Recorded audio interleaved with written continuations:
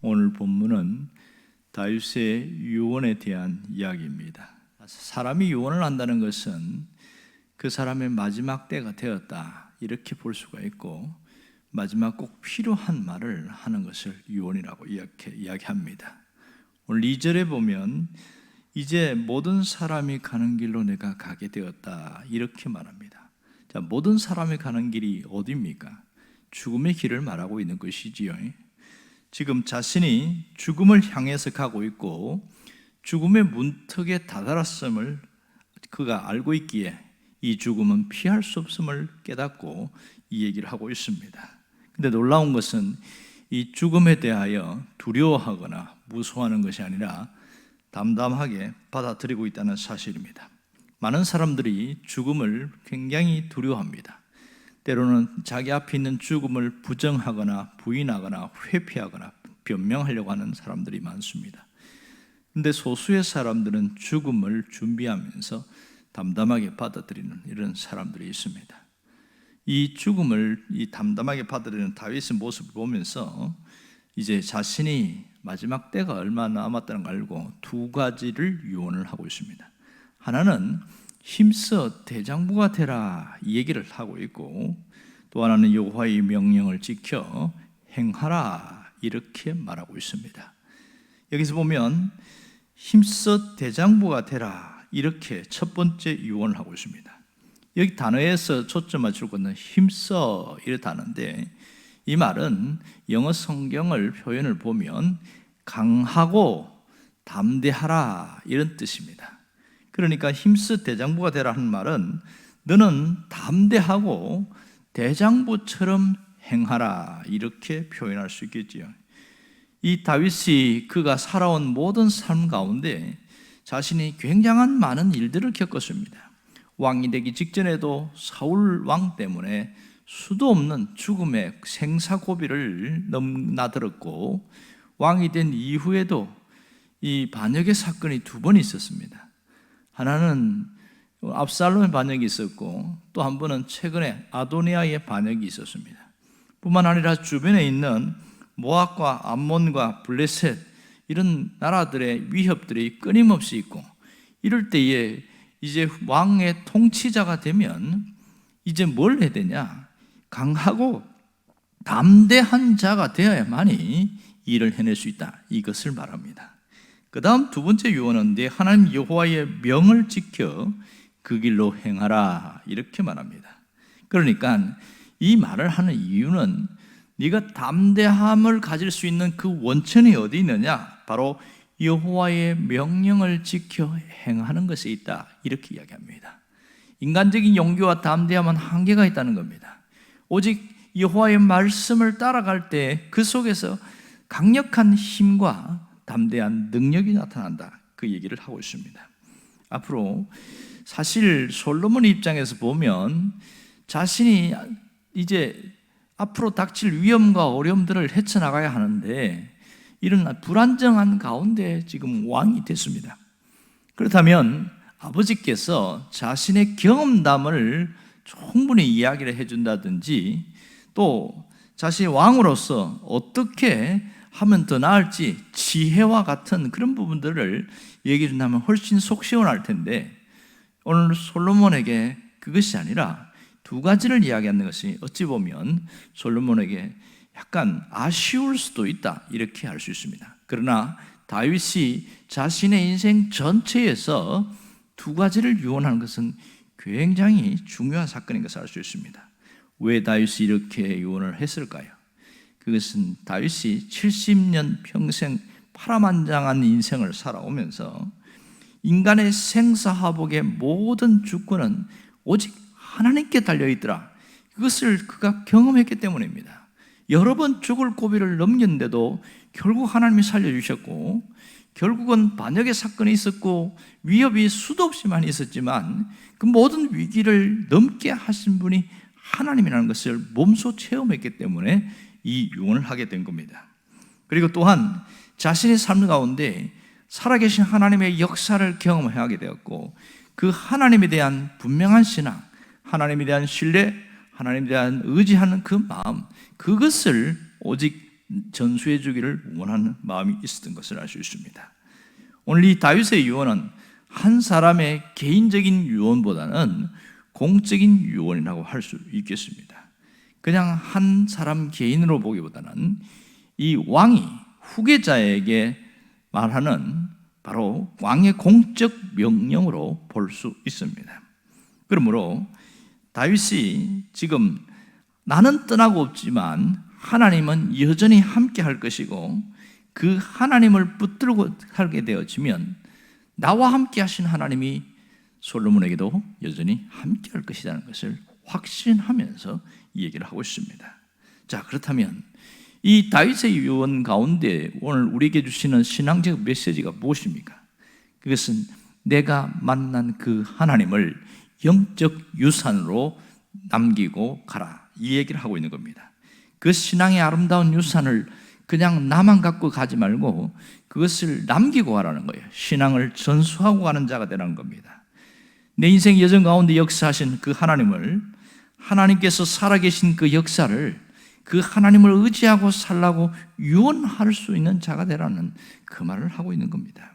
그러면 오늘 우리는 어떤 삶 가운데 살고 있느냐는 겁니다. 내가 무슨 유언을 할 것인가, 이런 것을 한번 생각하는 것이 대단히 중요합니다. 사람이 태어난 것을 정할 수 없듯이 죽는 것도 정할 수가 없습니다. 내가 태어난 시기나 장소를 정할 수 없는 것처럼 죽음의 시기와 장소를 정할 수 없습니다. 그러나 분명한 것은 우리도 이 다윗처럼 그의 길로 간다는 겁니다. 그렇다면 살아있을 때에 내가 어떤 모습으로 살아갈 것인가, 이것이 우리의 인생에서 후회하지 않고 살아갈 수 있는 중요한 비결인 것을 알 수 있습니다. 지금까지 우리는 다윗에 대한 이야기를 14번씩 옴니버스 형태로 이렇게 한번 살펴보았습니다. 제일 먼저는 다윗이 왕으로 기름 부음 받는 그 장면이었습니다. 그것이 사무엘상 16장에 있었고, 그 다음에 사무엘상 17장에는 골리앗과의 싸우는 유명한 이야기를 우리가 함께 살펴보게 됐습니다. 그 이후에는 블레셋 왕 아기스에게 넘어가서 미친 채 한 그런 이야기들이 있었고요. 그리고 엔게디 광야에서 다윗이 사울 피해서 숨었던 그 엔게디 광야에 훈련받던 이야기를 함께 보게 되었습니다. 그곳에 있으면서 이 교만한 나발에 대한 분노와 아비가일의 그런 지혜로운 이야기를 듣게 되었고요. 또 하나는 아말렉 사람들에게 가족을 빼앗겼다가 다시 되찾는 그런 이야기를 살펴보았습니다. 그러다가 다윗이 왕이 된 이후에 이제 법궤를 다윗 성으로 돌아오게 하면서 다윗이 춤추는 그런 이야기를 함께 보았습니다. 그런가 하면 그는 성전 건축을 하기 위하여 특별한 마음을 가지고 하나님 앞에 나왔던 그 일들을 함께 봤고요. 그리고 다윗이 요나단과의 약속을 지키기 위해서 모비보셋을 왕궁으로 데려온 이야기와 또 가슴 아프지만 오늘 이 다윗이 바세바 사건으로 나단 선자에게 책망받는 이야기도 함께 보았습니다. 뿐만 아니라 다윗이 피난 가면서 심의의 저주를 당하는 그런 일도 함께 보고, 이 가운데서 책략가 두 사람 아히도벨과 후세 이야기를 함께 살펴봤습니다. 그리고 압살롬의 죽음 앞에 통곡하는 다윗의 모습을 보았습니다. 그리고 14번째는 다윗이 인구조사한 이야기와 아라우나 타작마당에서 번제드린 그 사건을 우리가 함께 보았습니다. 오늘은 이 다윗이 죽음 직전에 있는 마지막 유언하는 이야기를 우리는 지켜보고 있습니다. 이 다윗이 자신의 수도 없는 고비, 위험, 어려움 앞에서 끝까지 견딜 수 있었던 것은 하나님에 대한 분명한 신앙이었습니다. 하나님에 대한 분명한 신뢰가 그것이 이길 수 있는 비결이었다고 이야기하고 있습니다. 오늘 우리가 무엇을 남기기를 원하십니까? 다윗처럼 신앙의 유산을 아름다운 유언으로 남길 수 있으면 가장 최고의 삶이 아닐까, 이런 생각을 합니다. 이렇게 신앙을 유산으로 남기기 위해서는 오늘 지금 내가 살아있을 때에 오직 믿음으로 살아가는, 그것이 가장 최고의 비결인 것을 알 수 있습니다. 내가 믿음으로 살아왔고 이제도 믿음으로 살아가고 앞으로 죽을 날까지 오직 믿음으로 살아가게 될 때에 아름다운 신앙의 유산을 남길 수 있습니다. 오늘 그렇다면 지금 내가 사는 이 시간이 하나님이 내게 주신 소중한 시간인 것을 깨닫고 살아가야 됩니다. 내게 주어진 그 시간이 하나님이 나에게 준 아름다운 시간임을 알아야 합니다. 그 시간이 귀한 것을 아는 사람이라면 허비하거나 낭비하거나 그것을 허투루 쓰지 않습니다. 이것이 그냥 주어진 시간이라고 생각하는 사람들은 자신의 시간을 허비하는 사람들이 많습니다. 욕심과 탐욕 때문에 그렇게 또 한 번에 뼈아픈 실패를 하는 사람이 있는가 하면 이 시간을 귀하고 가치 있고 보람되고 소중하게 그렇게 보내어서 통장에 적립을 하듯이 그렇게 살아가는 사람도 있다는 겁니다. 그것은 우리의 선택에 달려 있습니다. 하나님은 우리에게 선택의 자유를 주셨습니다. 무엇을 선택하든지 그 선택에 대한 결과는 또한 우리의 책임인 것을 우리가 기억해야 됩니다. 이제 우리는 이 다윗의 유언처럼 강하고 담대한 자로 살아가기를 원합니다. 오늘 우리가 강하고 담대한 자로 살아가게 될 때에 우리의 인생은 가장 가치 있고 보람되고 아름답게 살아갈 수 있습니다. 왜 강하고 담대한 자로 살아가야 할까요? 그것은 이 세상이 생각보다 만만치 않기 때문입니다. 이것은 영적인 싸움이 있다는 거예요. 영적인 전쟁터에 우리가 있기 때문에 삶의 현장에서 내가 이기려면 신앙이라는 것을 무기로 강하게 나아갈 때에 하나님의 역사가 나타납니다. 또한 오늘 우리가 이 가운데에서 임마누엘 되신 그 하나님에 대한 신앙으로 나아가게 될 때는 우리는 언제나 강한 자가 될 수 있음을 압니다.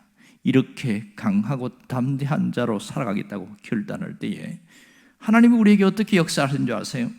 오늘 3절에 나온 것처럼 내가 무엇을 하든지 어디로 가든지 형통하리라. 이것이 하나님이 우리에게 주신 메시지입니다. 말씀대로 순종하는 자에게는 형통의 길이 열리고 형통의 문이 열린다는 사실입니다. 지금은 솔로몬에게 하신 이 메시지는 우리에게도 동일하게 하나님이 주시고 계십니다. 어디로 가든지 무엇을 하든지 형통하게 될 것이다.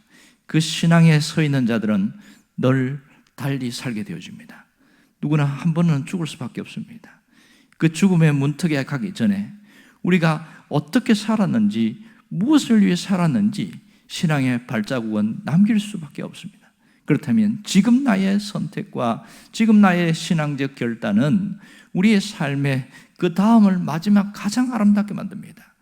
사람이 죽으면서 가장 안타까운 죽음은 비명횡사하는 겁니다. 그러나 가장 아름다운 죽음은 내가 가진 그 신앙과 그 모든 것을 자녀들에게 유언을 하면서 그들에게 남기고 가는 겁니다.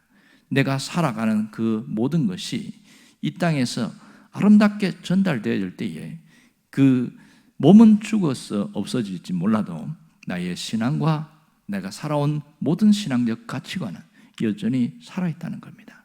하나님이 살아계시는 것처럼 우리의 신앙이 다음날에 자녀들에게도 전수될 때에 그 신앙을 통하여 살아가게 되어지고 하나님의 역사가 나타납니다.